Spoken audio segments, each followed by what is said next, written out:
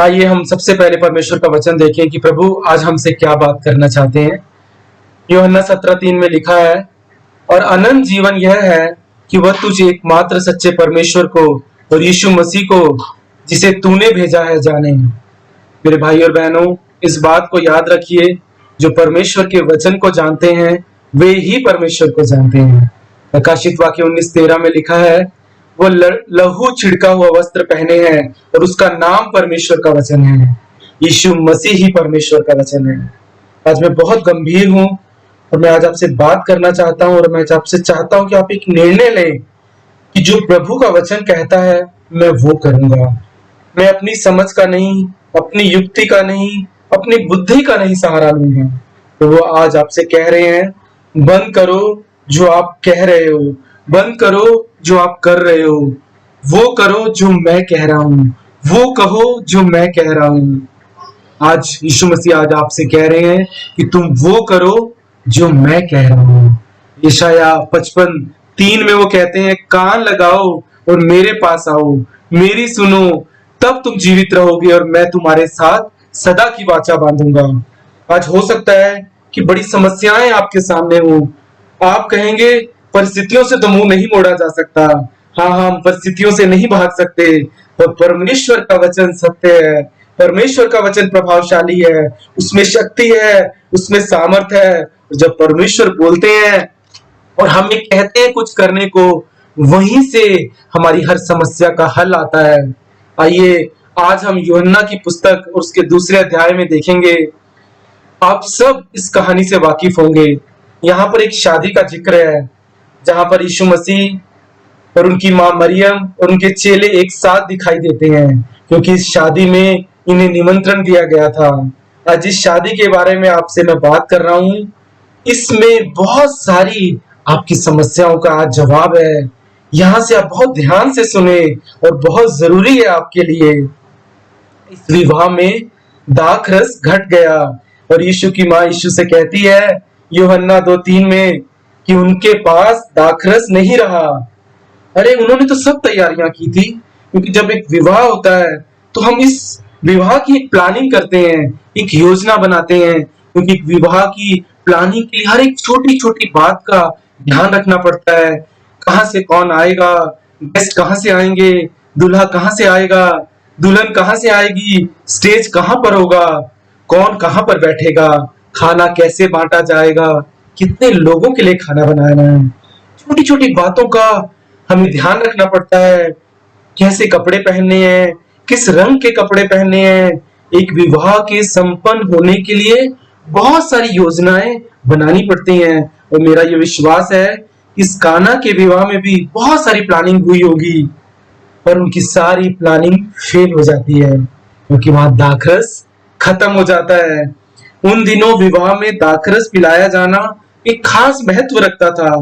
इसे मेहमानों के लिए एक आदर के रूप में देखा जाता था और किसी भी शादी में दाखरस का घट जाना बहुत अपमान जैसे बात थी। जैसे अगर आज हम किसी शादी में जाएं और आपको वहां खाना दिया जाए और जब आप चिकन बिरयानी खाएं और उसमें आपको सिर्फ चावल मिले और चिकन ना मिले, तब कितनी भी वो सुंदर शादी क्यों ना हुई हो, कितनी भी आदर उन्होंने उस शादी में आपका क्यों ना किया हो, पर वो इंसान कभी भी उस शादी की अच्छी बात को नहीं दिखेगा।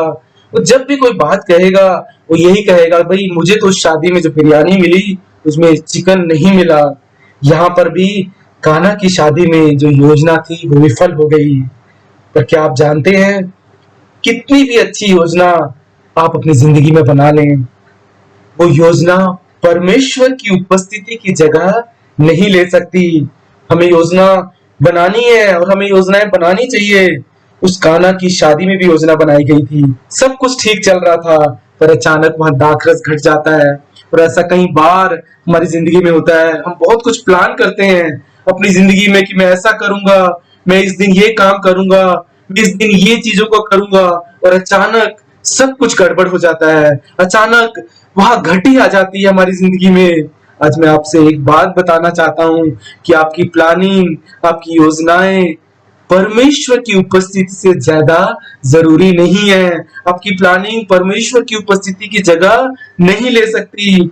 आप योजनाएं बनाओ, पर उन योजनाओं में परमेश्वर की उपस्थिति को मांगो, क्योंकि यीशु मसीह उस शादी में थे, उन्होंने उस विवाह में उन्हें निमंत्रण दिया गया था।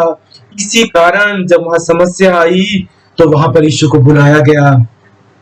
हर काम जो आप करते हैं उसे आप अपनी मर्जी से, अपने तरीके से ना करें। सबसे पहले यीशु को आपको उस काम में निमंत्रण देना है, और जब आप उसे निमंत्रण दें तो जो वो आपसे कहे आपको उसकी सुननी है और वैसा ही आपको करना है।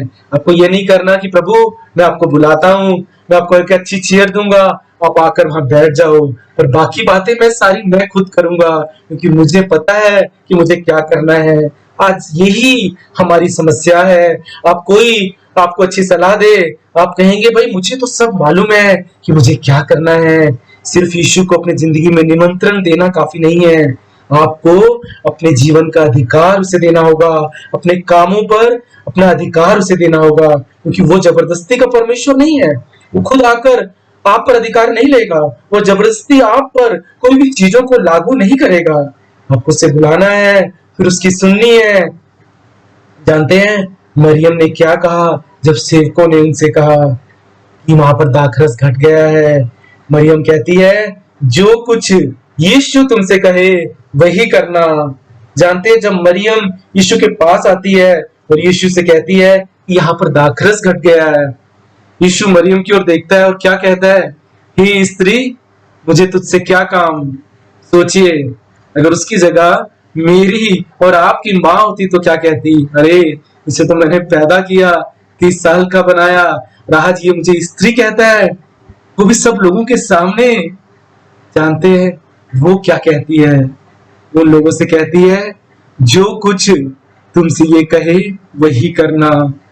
उस माँ का उस समाज में एक दर्जा था, फिर भी वो कहती है कि जो यीशु तुमसे कहे वही तुम करना। आज यीशु की माँ हमें बहुत कुछ सिखा रही है कि हम सब कुछ नहीं है, जो कुछ है वो यीशु मसीह है, वही ही सब कुछ है, वही हमारी हर घटी का हल है, वही हमारी घटियों का समाधान है, वही हमारी कमियों को भरपूरी में बदलने वाला परमेश्वर है। चाहे आपका कोई दर्जा क्यों ना हो, चाहे आपका कोई नाम क्यों ना हो, और चाहे आपका कोई नाम ना हो, पर आपको वही करना है जो यीशु मसीह आपको करने के लिए कह रहे हैं। मरियम ये जानती थी कि हर समस्या का यीशु ही जवाब है, इसलिए वो मुड़ती है और अब सेवकों से कहती है कि जो कुछ तुमसे यीशु कहे वही करना। फिर यीशु उनसे क्या कहते हैं, उन खाली मटकों को पानी से भर दो। क्या प्रभु यहाँ क्या खत्म हुआ है, दाखरस या पानी? यहाँ तो दाखरस खत्म हुआ है प्रभु, और आप हमें पानी भरने को कह रहे हैं। सोचिए उसकी जगह अगर आप और मैं होते तो क्या कहते, यहाँ तो दाखरस नहीं है प्रभु, आप पानी भरने को कह रहे हो। मैं भी बाजार जाता हूँ, ऐसे दाखरस लेकर आता हूँ, अगर मैं यहाँ पानी भरूंगा तो लोग इसे मूर्खता का काम कहेंगे। लोग कहेंगे या तो दाखरस खत्म हो गया है और ये मूर्ख आदमी यहाँ पानी भर रहा है। जो लोगों के लिए मूर्खता का काम हो सकता है, पर जब यीशु हमें कहें हमारे जीवन के लिए तो हमें वो करना है, क्योंकि चाहे वो दुनिया की नजर में मूर्खता का काम हो सकता है, पर हमारे लिए वो हमारी समस्याओं का हल है, वो हमारे लिए वो हमारी समस्याओं का समाधान है। जानते ये सवाल उन सेवकों के मन में भी आया होगा, तो सबसे अच्छी बात वहां क्या हुई इस घटना में, उन लोगों ने वही किया जो यीशु ने कहा। वहां उन्होंने कोई सवाल नहीं किया। जानते हैं जब यीशु हमसे कहे वो करना सिर्फ आज्ञा पालन नहीं है, ये समर्पण है। खुद को उस परिस्थिति में उसके हाथों में सौंपना, उसे पूरा अधिकार देना। यीशु ने उन मटकों में पानी भरने को कहा जिनमें दाखरस था, और जानते हैं जो पुराना दाखरस का क्या मतलब होता है, ये इंसान की मेहनत है, और सिर्फ इंसान की मेहनत और उसकी कोशिश उसके जीवन को नहीं बदल सकती। आप अपने पुराने जीवन को तब तक नहीं बदल सकते अपनी कोशिश से जब तक आप अपने आप को उस खुदा के हाथ में नहीं सौंपते। वही हमारी कमजोरियों का परमेश्वर है, सिर्फ वही हमारी कमजोरियों पर हमें जय दिला सकता है, वही हमारी घटी को भरपूरी में बदल सकता है। आपकी वो कमजोरियां जो आपकी आशीषों के लिए बाधा है, जानते हैं कैसे आप अपनी कमजोरियों को आशीष में बदल सकते हैं? आपको अपने आप को उसको सौंपना है और फिर उसकी सुननी है, अपनी युक्ति लगाए बिना, अपनी बुद्धि लगाए बिना, अपने आपको सही लगे या ना लगे, पर आपको उसकी सुननी होगी और वही करना होगा। दूसरा दाखरस मनुष्य की मेहनत से नहीं बना, उस खुदा के अनुग्रह से बना। वहां पर सिर्फ पानी भरा गया था। और देखा जाए तो पानी भरना सबसे छोटा काम माना जाता है। अक्सर किसी आयोजन में, अक्सर किसी फंक्शन में उन लोगों को ये काम दिया जाता है जो कुछ नहीं कर सकते। इसे सबसे छोटा काम समझा जाता है। अगर हम देखें अपने घरों में कि पानी भरने का काम अक्सर कई बार बच्चों को देते हैं कि बच्चे ये काम कर सकते हैं। हो सकता है आपको ये काम छोटा लगे, लोगों की नजर में एक काम मूर्खता का हो सकता है आपको ये समझ ना आए कि आप ये क्यों कर रहे हो, पर जब परमेश्वर हमें कहे तो हमें करना है, क्योंकि यही हमारी समस्याओं का हल है, क्योंकि वही हमारी घटियों का परमेश्वर है, वही हमारी कमजोरियों का परमेश्वर है। वो पहले याकूब का परमेश्वर है, फिर वो इज़राइल का परमेश्वर है। पहले वो हमारी कमजोरियों में हमारी ताकत बनता है, फिर वो हमें आशीषित करता है। आइए आज हम प्रभु से कहें कि प्रभु हम पर दया कर, कि हम तुझे समझने में, तेरे साथ चलने में हमारी मदद कर। हमें तेरी पवित्र आत्मा से भर, ताकि हम अपने कमजोर क्षेत्र में सामर्थ्य बन सके, ताकि जो आशीष तूने याकूब को दी वो हमें भी दे। हमें बदल एक नए नाम के साथ, एक नए स्वभाव के साथ। खुदावंद परमेश्वर, सारी महिमा हम तेरे नाम को देते हैं और हम जानते हैं कि तू हमारी घटियों का परमेश्वर है प्रभु, तू हमारी कमजोरियों का परमेश्वर है प्रभु, और तू हमारी कमजोरियों में हमारी सामर्थ्य बनकर आता है और तू हमें विजय दिलाता है, क्योंकि तू हमारा जय का झंडा है। हम तेरे हाथ में अपने आप को सौंपते परमेश्वर प्रभु, और हमारी मदद कर परमेश्वर प्रभु कि हम तेरी आवाज को सुनने वाले बने परमेश्वर, और उस पर चलने वाले बने, ताकि हमारा जीवन तेरी अगुवाई में चलने पाए। तेरे हाथ में अपने जीवन को सौंपते हैं। सारी महिमा, सारा गौरव प्रभु यीशु हम आपको देते हैं। इस दुआ को यीशु के सामर्थी नाम से मांगते हैं, आमीन।